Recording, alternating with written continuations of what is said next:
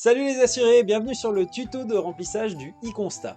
Tout d'abord, le e-constat, c'est quoi? C'est un constat que vous pourrez rédiger directement depuis votre smartphone, ce qui vous permettra de produire un document plus lisible et de limiter les erreurs. Pour pouvoir déclarer avec cette application, il faut que le sinistre implique 2 véhicules au maximum, que le sinistre ait lieu en France, et surtout qu'il n'y ait pas de blessés. Pour commencer, téléchargez l'application e-constat sur votre Play Store ou sur l'Apple Store, et cliquez juste ici sur Démarrer. Mettez-vous en sécurité pour éviter de créer un suraccident. Cliquez sur Suivant, puis Démarrer. 3 choix vous seront alors proposés.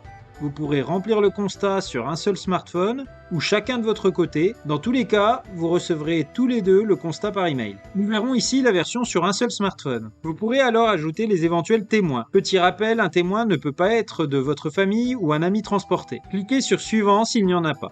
Sur cet écran, cliquez sur Renseigner pour débuter le remplissage du constat. Le conducteur A remplira en premier. Commencez par indiquer votre immatriculation et numéro de contrat. Vous retrouverez celui-ci sur la carte verte.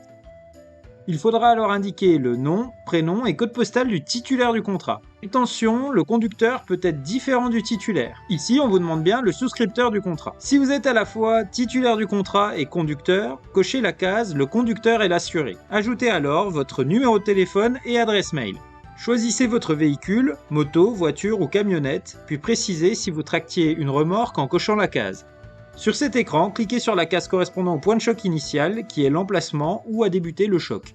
Ici, vous devrez effectuer une courte description des dégâts. Précisez la mention sous réserve si vous avez par exemple peur de découvrir d'autres dommages sous le capot. Vous pourrez même ajouter une photo en cliquant sur l'icône appareil photo. Le conducteur B peut alors à son tour remplir sa partie.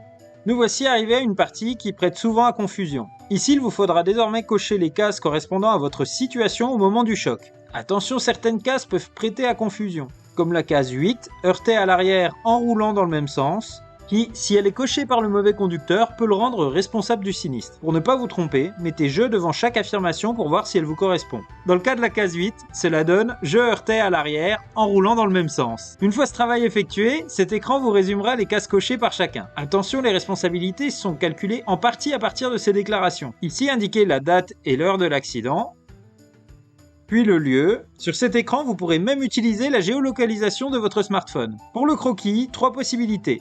Le faire sur le smartphone, faire un croquis sur papier libre, il vous suffira dans ce cas de prendre une photo du dessin et de l'ajouter depuis l'application. Troisième possibilité, ne pas faire de croquis. Attention, cette dernière option peut s'avérer risquée si vous n'êtes pas sûr d'avoir rempli les cases correctement. Dans le cas où vous réalisez le croquis avec l'application, dessinez tout d'abord la voie de circulation et les tracés au sol. Attention à bien faire une distinction entre pointillés et lignes blanches. Puis dessinez la position des véhicules, ne vous inquiétez pas si le véhicule n'est pas très bien placé. L'application vous proposera alors de placer les véhicules déjà dessinés. Vous pourrez alors ajuster la position et la taille du véhicule, indiquer leur sens de circulation, puis les panneaux de signalisation et les feux tricolores, s'il y en avait. Enfin, ce dernier écran vous permet d'ajouter le nom des voies.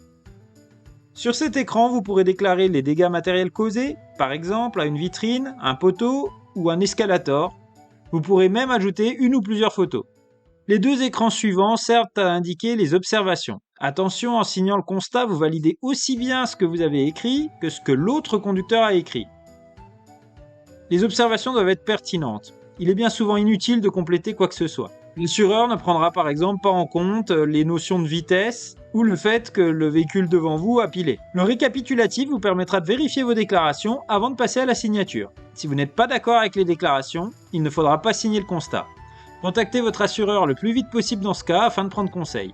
Si vous êtes assuré sur internet, en banque ou que votre agence est fermée, contactez Assurebuster, notre service de médiation vous assistera.